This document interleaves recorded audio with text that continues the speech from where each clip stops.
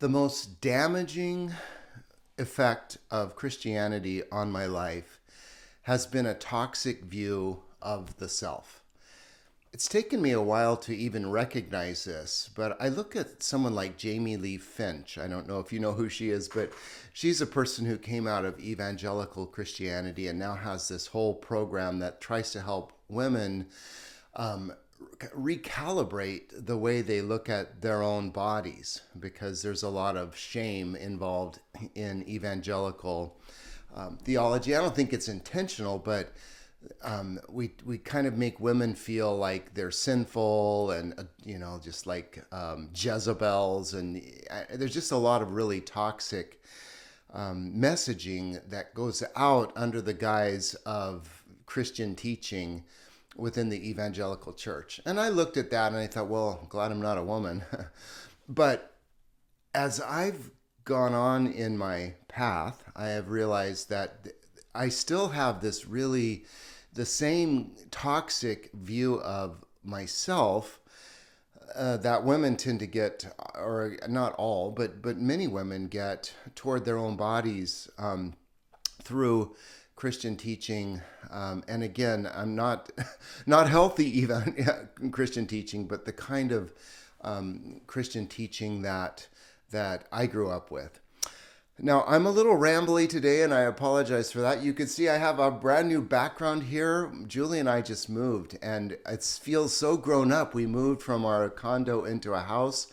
I have this little studio out here. It has no heat, hence the coat, but it has a lovely backyard. And anyway, but my life has been a little in shambles with so much going on the last few weeks. So if this seems a little disjointed, that's why. But I hope the message won't get lost because there's something really important here. I think not just for people who come out of Christianity, but this toxic view of the self is like rooted in our culture. It's Protestant guilt. I go back and what I'm going to do, I have my journal here and I'm just going to go through and read some of the stuff that I wrote a couple of days ago that really just boom hit me. And I wrote, for starters, nothing is more demotivational than aiming guilt at myself. How could beating myself up make me stronger? This idea that I am unworthy, that I'm a sinner saved by grace. What did Jesus see when he looked down at me? He saw sin. Many hymns kind of bring this home. One of the most famous along this line is at the cross, where one of the lines says, "How could he devote his sacred head for such a worm as I?" Amazing grace, how sweet the sound that saved a wretch like me. So this idea of the self being wretched and sinful is very much a part of this identity, the self-identity in Christianity. I am a sinner saved by grace. I'm some of the verses that pop to mind. If anyone wants to follow me, let him deny himself, take up his cross, and follow me. We are told to mortify or crucify the flesh. The idea that I'm kind of at odds with this sinful, fundamentally broken, sinful self that needs to just be beat into submission one way or another. And I realized that this had really sunken into the way I was living. But as I thought about it, it hit me, well, that doesn't make any sense. Like, how can I make myself stronger and better by beating myself up? Shame and guilt really don't work as tools for reform. I think about a phrase we use on our kids: you ought to be ashamed of yourself.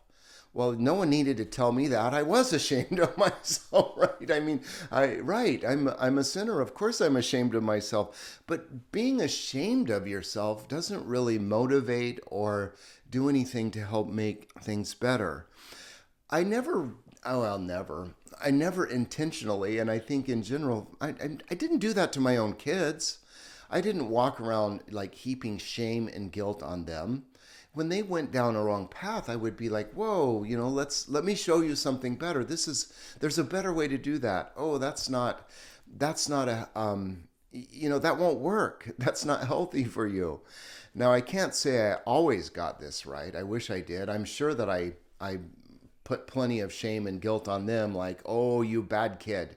We got to whack you, right? We got to beat you into being good, because the flesh, what do you do with it? You crucify it, you beat it up, you destroy it, because it's just pure evil. I'm sure that some of that leaked into the way that I treated my kids, but that didn't work.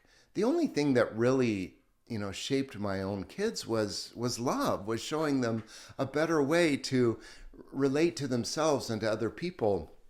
And if that's true for my kids, it's also true for me. Another effect of this that I can see in my own life is just the way that I have treated the people in my life. And I felt this almost like guilt for just saying, whoa, I don't like this, or I'm not saying this clearly, but there was this obligation. If I'm not worthy, if I'm a nothing, if I'm sinful and all of that, and then, the formula that I learned was joy. Put Jesus first, others second, yourself third. So I had no right to complain about other people and how they were treating me. I mean, I probably deserved it, or even if I didn't deserve it, it wasn't my place to stand up for myself or leave a bad relationship or anything like that, because who was I? I didn't deserve. I didn't have the worth to end a relationship with someone, even if they were draining me, even if it was really kind of toxic and unhealthy. It just wasn't my place to assert my own independence and kind of be separate from the other person.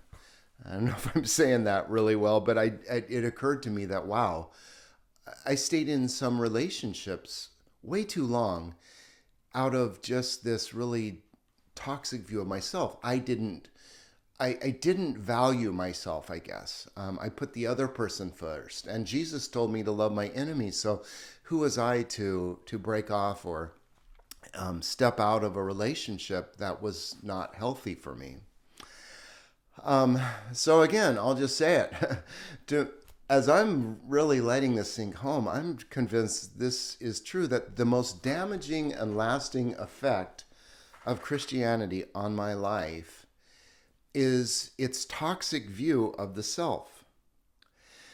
I warmed up to very quickly Emerson's statement, which I love. This is in his essay called Self-Reliance. But one of his statements is, trust thyself.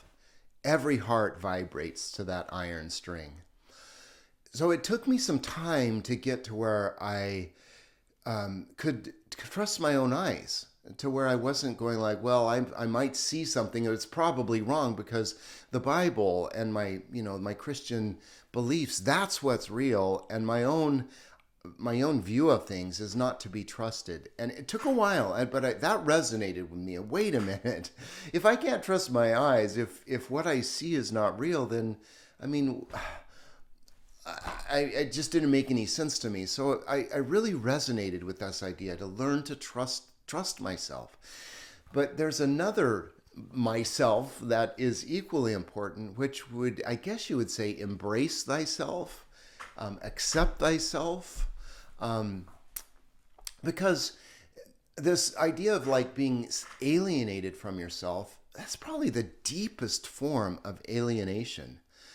To be alienated from yourself, like at odds with yourself. You take that everywhere you go, and that spills over into all kinds of unhealthy ways of relating to other people. So I'm not talking about, I mean, as soon as you start talking this way, people are like, oh, you're just like all fuzzy and you're just lovey dovey, like, oh, poor little me. And you just like are way overdoing it. That's not what I'm talking about. I'm talking about fundamentally saying to this guy, this body, this being, I accept you. I forgive you if you've done something, quote, wrong, but I don't even like, what does wrong even mean exactly? You're always, like, you're making choices all the way along. Some of them are right, some of them are good paths, some of them are bad paths, but uh, there's no value in just like beating yourself over the head. Like, you stupid person. The image that comes to mind, if you've seen that amazing Chris Farley interviews that he does on, Saturday Night Live, where he'll be interviewing somebody. Like at one point, I think he's interviewing Paul McCartney, and he says he'll say something, and it doesn't quite go right, and he'll just go, "Oh, stupid, stupid, oh." And it's just the way he does it. He's just like beating himself up, and we laugh because that's the inner way that we treat ourselves. We're just like stupid, stupid. And then he's trying to kind of comes out of it and asks another question, and it goes a little wrong, and then he's like, stupid, stupid. I mean, that's kind of the inner dialogue that gets going if you don't accept yourself. If you don't, okay, yes, I'm not saying I never make a mistake or that I'm always perfect or that my opinion's always right or any of that. I'm not saying any of that. I'm just saying I'm a person with a perspective going through life, this big mysterious world, and doing the best he can. And so, like, good, okay, went down a wrong path. Let's try a better way. There's no value in like just beating myself over the head. Far from turning me, this is something else I wrote, far from turning me into an asshole, this frees me to treat others with compassion and kindness. And this is so true that when I don't accept myself, I also have very little tolerance for other people. It just spills over. That toxic view of the self comes out as in a toxic view to others, which may be hidden under all kinds of camouflage of niceness and kindness or whatever, but it's toxic. um, here's another one I wrote. There's a verse in the Old Testament that I used to quote as a minister and say, like, there was a time in the nation of Israel when everyone did what is right in their own eyes. And I held this up as just this terrible thing. Wow, what if everyone just did what is right in their own eyes? Wouldn't that be awful? Don't we understand that we have to just follow, the teachings of Scripture? We don't get to just do what's right in our own eyes. And now I read that and I think, what a beautiful situation that would be if everyone did what was right in their own eyes. That's basically how I want to live now. I want to do what is right as I see it, as I'm perceiving it. Because what else is there? Am I going to do what is right in your eyes? In Jesus's eyes? Well, who's Jesus and what is, I mean, like, how do I know what Jesus thinks? Well, the Bible. Well, have you read the Bible? It's not super clear what is right. So anyway, that's another one that hit home to me. And then, just to apply this very practically, something I'll share with more probably as we go along, but I've been like on a personal level, just setting 5 things that are important to me. I love, one per finger and in order of importance. And so the first one is developing this way of life that I am calling facing up. It's just this authentic, meaningful life. Okay, so if I if I fail, if I like go down a wrong path, if I make a mistake in how I'm thinking or, whatever, if I'm always beating myself up, then, I mean, I almost like make it impossible to do this because I'm just like, well, why would some stupid guy like me be able to see something, true and important? Who am I to see such? No, see, so like if I embrace myself, it frees me to use my eyes and also to understand, I don't see everything. I don't know everything. So I'm learning. I'm going forward. I'm making mistakes. I'm growing from those mistakes. My second priority is just exercise and backpacking. It just being physically fit, taking care of my body. And it's so easy in that to sort of exercise as a form of like mortifying the flesh, disciplining you stupid fat, like not middle age anymore, old man, like with a big belly. It's so easy to like just hate my body and like you will do 10 push-ups or whatever, like I don't care if it hurts, like sort of a drill sergeant myself rather than understanding the exercise is self-care. It's not punishment. And I'm much more successful at it if I focus on success instead of, whatever. You had one too many pieces of cake or something like that. So like just stupid Chris Farley, back to that again. Just like, okay, you had one too many pieces of cake. You understand that tastes good and it was fine, and but it's not the best way. Let's do a better way. It's not worth it. It's better to feel good and healthy and fit. My third priority is my family. And if I don't put myself first, I wind up being like this martyr in my family, this slave to everybody else. But it shows, it leaks out. And if you've ever, like maybe there's someone in your life or in your family who's one of these just self-giving people. When I was raising my kids, I would sing this song, and I was just being silly with them. But like if I was, I don't know, clearing the table or just doing anything service wise, I would sing, "Make me a servant, humble and meek. Help me to care for those who are weak." And of course, that's nauseating. That's that, martyr mode that just makes everyone say. So no, no, of course. I have to eat. I have to take care of myself so that I can share myself with you. If I don't accept myself, I got nothing to share with you. How can I give myself to you if I don't even give myself to myself? Okay. So, so like, putting my family as a high priority, which they absolutely are, does not mean like negating myself. And then my fourth is work. So at Rianda House, and like any job, there's ups and downs. Sometimes you get criticism, and one of the things that's helped me is just like I will take your input. I'm open to that, but if you want to just beat me up, criticize me, it's going to bounce off me like a ping pong ball because I'm just not into self-flagellation. And if you want to flagellate me, there's just no value in that. If you like want to point out some way that I can improve something or some path that I could take or even some mistake that I made, that's fine.